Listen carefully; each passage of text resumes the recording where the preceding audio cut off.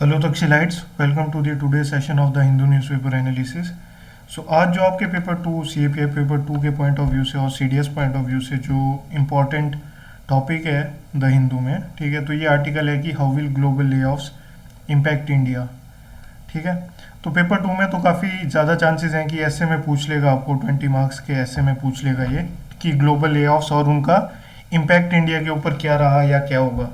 ठीक है, तो अभी ग्लोबल लेऑफ्स का कॉन्सेप्ट क्या है कि जैसे हमने अभी सुना कि जितने भी टेक जाइंट्स हैं आपके, चाहे ट्विटर है, चाहे मॉर्गन स्टैनली है, ठीक है, तो ये जितने भी टेक जाइंट्स हैं ये क्या कर रहे हैं कि अपने वर्कफोर्स जो है वो रिड्यूस कर रहे हैं। ठीक है, ले ऑफ्स कर रहे हैं, मतलब काफ़ी ज़्यादा एम्प्लॉयज़ को इन्होंने निकाल दिया है कंपनी से। ठीक है, तो अब इसके रीजंस कई बताए जा रहे हैं। ठीक है, पहला तो रीज़न इसका जो बताया जा रहा है कि जैसे कि आपके सुंदर पिचाई हैं, ठीक है, जो गूगल के सीईओ भी हैं अल्फ़ाबेट के, तो उन्होंने थोड़े टाइम पहले एक स्टेटमेंट दी थी कि आने वाला जो ईयर है that will be winter for the tech giants. अब दिक्कत क्या है कि देखो, जैसे जो ऐसे माना जा रहा था कि जो ये 2022 और 2023 है, ठीक है, इसमें क्या होगा कि प्री पेंडेमिक स्टेज में हम पहुंचने की ट्राई करेंगे या जो इकॉनमी है वो टेक ऑफ कर जाएगी, वर्ल्ड इकॉनमी। लेकिन हो जो चीज़ें रही हैं वो थोड़ी विपरीत हैं, क्योंकि आईएमएफ ने भी यहाँ पे अपना एस्टिमेट लगाया कि 2022-2023 की जो ग्रोथ है वर्ल्ड ट्रेड की वो स्लोएस्ट होगी सिंस 2001। अगर 2008 के ग्लोबल क्राइसिस को हम साइड में रखते हैं, ठीक है, तो सिंस 2001 जो ग्लोबल ग्रोथ होगी ट्रेड में वो that will be the lowest since 2001। अब इसके कई रीजन बताए जा रहे हैं। पहला तो ये कि हम पूरी तरह से पेंडेमिक के बाद से उबर ही नहीं पाए हैं। ठीक है, इकॉनमी उस तरह से कनेक्ट नहीं कर पाई है आपस में, वर्ल्ड ट्रेड उस तरीके से इंटीग्रेट नहीं हो पाया है। ठीक है, वन ऑफ द रीजन ये है। दूसरा रीजन ये है कि इन्फ्लेशन काफ़ी हाई चली है अक्रॉस द वर्ल्ड। ठीक है, वर्ल्ड की जितनी भी मेजर इकोनॉमीज हैं, चाहे यूएस है, तो इन्फ्लेशन काफ़ी हाई चली हुई है। अब इन्फ्लेशन आपको कॉन्सेप्ट पता है कि जैसे when more money will chase, ठीक है, फ्यू गुड्स, तो इन्फ्लेशन बढ़ती है। तो इन्फ्लेशन टाइम में काफ़ी ज़्यादा कंट्रीज ने जो था इंसेंटिव्स देना स्टार्ट किया था, डायरेक्ट कैश ट्रांसफर भी स्टार्ट किया था, तो जिसके कारण इन्फ्लेशन राइज हुई। अब आज की डेट में क्या है कि इन्फ्लेशन को रोकने के लिए बहुत सारे थ्रू आउट द वर्ल्ड, चाहे यूएस हो, यूएस ने भी क्या किया, इंटरेस्ट रेट्स बढ़ा दिए हैं। अब इंटरेस्ट रेट्स बढ़ा दिए हैं तो उससे क्या होगा कि क्रेडिट महंगा हो जाएगा।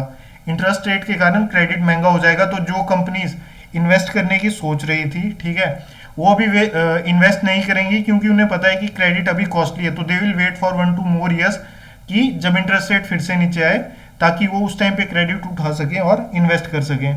तो सेकंड रीजन ये है। और तीसरा चीज ये है कि जो आपका रशिया यूक्रेन वॉर है, उसके कारण क्या है कि जो ग्लोबल सप्लाई चेन्स है वो काफ़ी ज़्यादा ऐसे हिल चुकी हैं। ठीक है, ग्लोबल सप्लाई चेन्स में काफ़ी ज़्यादा डिस्ट्रप्शंस आ रही हैं। ठीक है, और बाकी जो छोटे छोटे मोटे कॉन्फ्लिक्ट्स भी हैं वो भी डायरेक्टली इनडायरेक्टली वर्ल्ड इकोनॉमी को कंट्रीब्यूट करते हैं।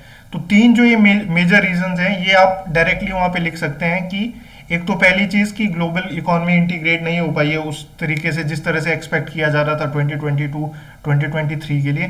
दूसरी चीज़ कि इन्फ्लेशन काफ़ी हाई चली है, इन्फ्लेशन को रोकने के लिए इंटरेस्ट रेट बढ़ाए गए, बट और इंटरेस्ट रेट बढ़ाए गए तो उसके कारण क्या हुआ, क्रेडिट महंगा हो गया। तीसरा चीज़ जो है आपका रशिया यूक्रेन वॉर है।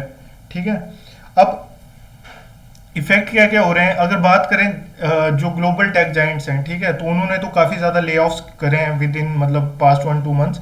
बट अगर इंडिया की बात करें तो इंडिया के अगर आईटी सेक्टर की बात करें तो most of the companies they are मतलब अच्छा प्रॉफिट वो शो कर रही हैं। ठीक है, इस टाइम पे अगर उनके प्रीवियस क्वार्टर्स का परफॉर्मेंस देखा जाए तो विप्रो को छोड़ के जितनी भी कंपनीज हैं, ठीक है, उन्होंने अच्छा प्रॉफिट कमाया है लास्ट क्वार्टर्स में। तो इंडिया का जो आईटी सेक्टर है ऐसा नहीं बोल सकते कि इम्यून है, बट परफॉर्मेंस उसकी अच्छी है अभी तक। ठीक है, विप्रो का अगर केस हम साइड में रखें, बट हाँ, जो मोस्ट चैलेंजिंग जॉब है वो है एडटेक सेक्टर में। एडटेक सेक्टर में आपने सुना होगा कि बाईजूस हो गया, अन अकेडमी हो गया, ठीक है, वाइट एट जूनियर हो गया। ठीक है, तो दीज पीपल इन्होंने क्या किया कि काफ़ी ज़्यादा ले ऑफ्स किए अभी। अगर डेटा में आपको बताऊं तो एडटेक में 14 स्टार्टअप्स ने अभी 2022 में 6,900 एम्प्लॉयज़ को अपने ले ऑफ किया है। तो एडटेक सेक्टर में जो ये ले ऑफ का कल्चर आया है, इसका मतलब एक रीज़न ये भी है कि ड्यूरिंग पेंडेमिक क्या हुआ था कि जो स्टूडेंट्स थे उनके पास और सोर्स ऑफ एजुकेशन नहीं बचा था। फिजिकल कोचिंग और फिजिकल एजुकेशन लेने का जो जरिया था वो खत्म हो गया था ड्यूरिंग पेंडेमिक और लॉकडाउन के। तो उस कारण एड टेक जाइंट्स जो थे आपके, बायजूस हो गया और ये अनअकैडमी हो गया, तो इन्होंने काफी ग्रोथ हासिल की थी। बट अब जैसे जैसे फिर से फिजिकल क्लासरूम्स जो है वो नॉर्मली रन कर रहे हैं, तो लोग फिजिकल कोचिंग ज्यादा प्रेफर कर रहे हैं एज कम्पेयर टू कि जो आपके एड टेक वाली कोचिंग है। तो एक इसका जो प्रोमिनेंट फैक्टर है, जो आपके एड टेक जाइंट्स जो है ये ले ऑफ कर रहे हैं, तो उसका मेन रीजन यही है कि एजुकेशन सेक्टर में वर्ल्ड जो है वो फिर से प्री पेंडेमिक स्टेज में आ रहा है। लेकिन अगर बात करें आईटी सेक्टर्स की, तो आईटी सेक्टर में तो अभी मतलब अगर प्रीवियस क्वार्टर्स की बात करें तो विप्रो को छोड़ के एवरीथिंग इज स्टेबल।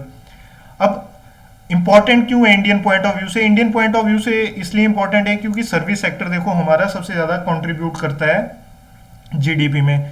दूसरी चीज ये है कि इंडिया ग्लोबल का आईटी हब है, ठीक है। तो ग्लोबल डिसरप्शन जो भी होंगे, ठीक है, तो जो लोग चाहे फ्रीलैंसिंग करते हो, चाहे जितने बड़े मतलब इंडिया के विप्रो इन्फोसिस हैं, ठीक है, तो इन्होंने जो एम्प्लॉयज वो किए हैं, ठीक है, तो अगर ले ऑफ करेंगे तो इकोनॉमी में भी उसका बबल इफेक्ट होगा, ठीक है। अगर ये मतलब तो अल्टीमेटली ये जो इस कारण से जो है आपका रियल एस्टेट सेक्टर में भी इफेक्ट हो सकता है अगर आईटी एम्प्लॉयज को ले ऑफ करना स्टार्ट कर देंगे ये लोग। तो फिलहाल सिचुएशन इज काफी कंट्रोल है, ठीक है। अब ये बात करते हैं कि ले ऑफ्स करते क्यों हैं, कंपनीज जो हैं ये ले ऑफ्स करती क्यों हैं, ठीक है। तो सबसे पहली जो प्रोमिनेंट बात है कि कंपनीज कई बार लॉस जब इनकर करती हैं, ठीक है, तो वो कॉस्ट रिडक्शन करने के मूड में होती हैं, ठीक है। तो कॉस्ट रिडक्शन करने के लिए सबसे आपका बेस्ट टूल होता है कि ले ऑफ स्टार्ट करो या कॉस्ट कटिंग मेजर्स स्टार्ट करो किसी ना किसी तरीके से। तो सबसे बेस्ट वे यही रहता है कि ले ऑफ को आप अपनाओ। दूसरी चीज है कि अगर आपके जैसे देखो मान लो पेंडेमिक टाइम में क्या था कि आईटी सेक्टर में काफी ज्यादा जॉब्स क्रिएट हुई, और उसके कारण क्या हुआ कि मतलब जॉब्स ज्यादा क्रिएट हुई तो काफी रिडंडेंट जॉब जो थी उनके लिए भी काफी ज्यादा एम्प्लॉयज हायर किए गए, ठीक है। तो अब उस रिडंडेंसी को जब काम थोड़ा वापस प्री पेंडेमिक स्टेज में जा रहा है तो उस रिडंडेंसी को भी रिडंडेंसी से बचने के लिए भी ले ऑफ्स किए जाते हैं। और दूसरा इसमें एक और रीजन रिडंडेंसी में हम लिख सकते हैं कि जैसे जैसे टेक्नोलॉजी एडवांस होती रहती है, ठीक है, तो उस टाइम भी मतलब थोड़े बहुत ले ऑफ्स आते रहते हैं। जैसे फॉर एग्जांपल सॉफ्टवेयर टेस्टिंग की काफी ज्यादा प्रोमिनेंट जॉब होती थी आज से 10 साल पहले, बट आज की डेट में जैसे नए नए जब एआई के सॉफ्टवेयर आ रहे हैं, ठीक है, तो सॉफ्टवेयर को खुद अपने लेवल पे टेस्ट कर लेते हैं, तो सॉफ्टवेयर टेस्टिंग की जो जॉब्स हैं धीरे धीरे मार्केट में कम हो रही हैं। तीसरा इसका ले ऑफ का रीजन है आपका रिलोकेशन की, अगर कोई कंपनी किसी और जगह पे जा रही है तो तब भी ले ऑफ्स होते हैं। और फोर्थ रीजन है आपका मर्जर और बायआउट की, बायआउट, ठीक है, कि आपकी कंपनी का किसी दूसरी कंपनी के साथ मर्जर हो रहा है तो ले ऑफ्स तब भी होते हैं। तो फोर्थ ये जो 4 पॉइंट्स हैं आप नोट कर लेना सीएपीएफ पेपर 2 में कोट करने के लिए, ठीक है, कि पहला पॉइंट है कॉस्ट रिडक्शन का, सेकंड पॉइंट है आपका स्टाफिंग रिडंडेंसी का, थर्ड है रेलोकेशन का, और चौथा है मर्जर का, ठीक है।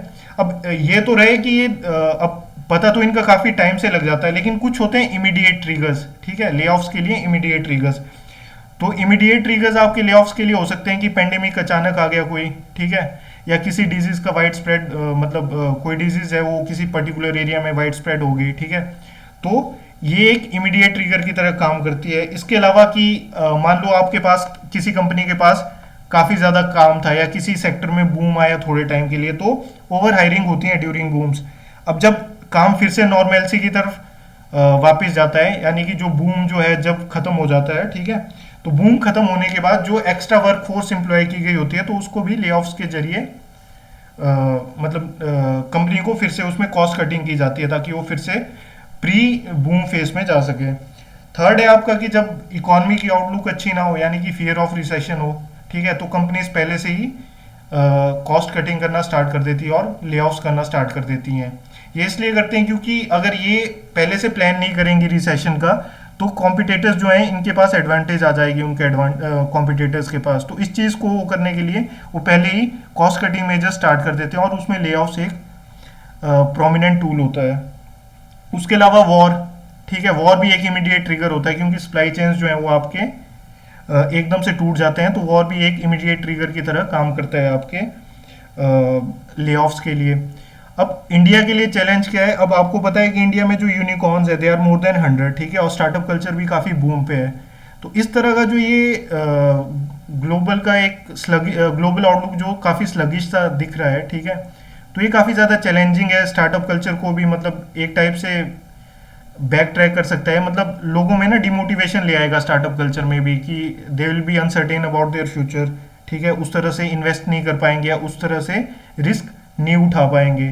ठीक है, अब इसका वे फॉरवर्ड क्या हो सकता है कि ये जो ग्लोबल लेऑफ्स चले हैं, ठीक है, इससे किस तरह से निपटा जाए या क्या क्या स्ट्रेटेजीज अपना सकते हैं। ठीक है, तो पहला तो है कि वॉलंटरी रिटायर प्रोग्राम स्टार्ट करो जिसमें अच्छे इंसेंटिव्स के साथ आप अपने एम्प्लॉयज़ को रिटायर कर सको।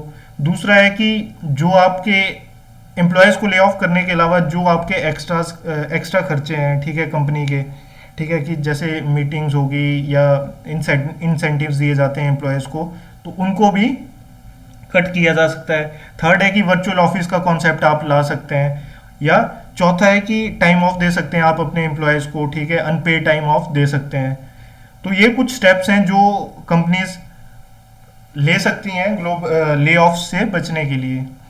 तो ये आपका जो टॉपिक है, ठीक है, इसको पेपर 2 के पॉइंट ऑफ व्यू से काफ़ी अच्छे से करिए क्योंकि काफ़ी ज़्यादा चांसेस हैं, क्योंकि लास्ट टाइम भी वर्क फ्रॉम होम के ऊपर आपको एक ऐसे आया था CAPF पेपर 2 में, तो मे बी इस टाइम ग्लोबल ले ऑफ पे आपसे पूछ लिया जाए। So that's all for today's the Hindu newspaper analysis. Thank you.